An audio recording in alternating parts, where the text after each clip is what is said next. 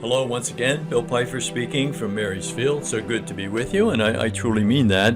Last night, my wife and I had the good fortune of watching A Man Called Peter, a story of Peter Marshall. Really worth watching. He became the chief chaplain in the Senate, and really worth doing.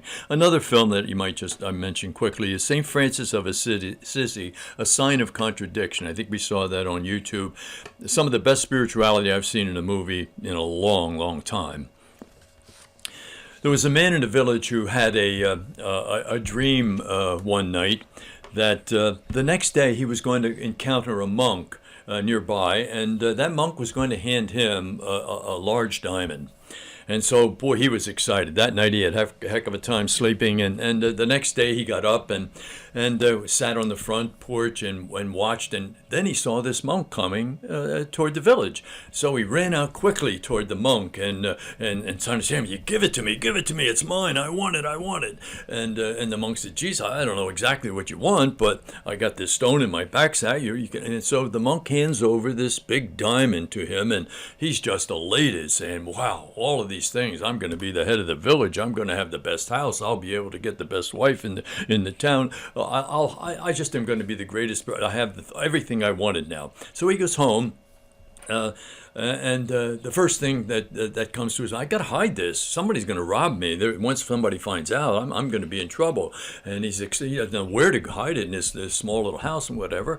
And all night long he can't sleep. He's upset. His stomach is upset. He can't drink. Whatever. And so the next day, he says to himself, "I got to find the monk." So he goes out and runs down the road and finally finds the monk and says, "Here, you can have it. You can have it. I just don't want this. It was driving me nuts. I couldn't sleep last night. I couldn't figure out who someone was going to rob me. Whatever." And the monk very calmly says, "Okay, I'll take it back." He puts it in his sack, and the monk says, "What can I give to you? What is it that you want?" And the man said, "What I want most is the freedom that you had to quickly and so easily give that stone to me." There's a story there, isn't there? And there's a real moral, huh?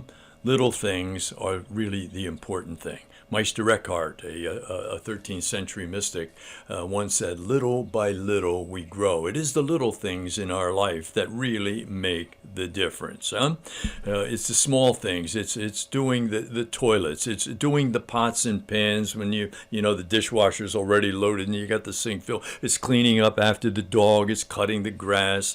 It's all the little things. Our lives are made up of that. You and I, we're just not going to have our name in lights. We're small peanuts. We're not very much. And so it is the small things that give God the most amount of glory. And we have to remember that and do that. It's Mother Teresa's thing. There are no great things, huh?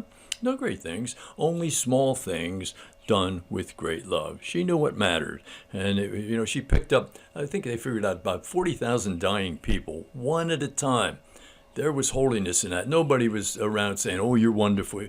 40,000 people in her lifetime. No small thing. Established 800 convents around the world to pick up people who needed help. No small thing. My wife and I, we have 6 children.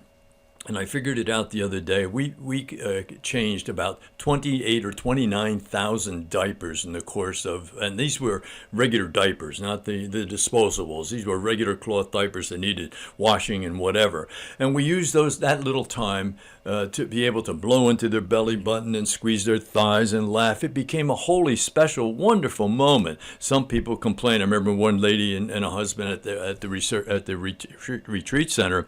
They kept fighting. "Oh, it's your turn. No, it's your. No, I did it last time." I'll never forget this. This little guy standing there in a wet diaper. What was he learning? Changing a diaper, it's a really good thing. It's helping the baby to learn your body's a good thing. It's a good thing. It's sex education at the beginning, isn't it? It's a good thing. So it's the little things that really make a difference, in our lives. And it's stones to diamonds. Little things become the most important things ultimately. And so you don't want to lose those opportunities when they come into your life. It's changing all of those diapers. Really an important thing in people's lives, and there's no changing that. Little by little we grow. Remember to be happy tomorrow. You have to do the truth today. Otherwise, it just doesn't happen. Love you. God bless you. Keep me in your prayers. You're in mine.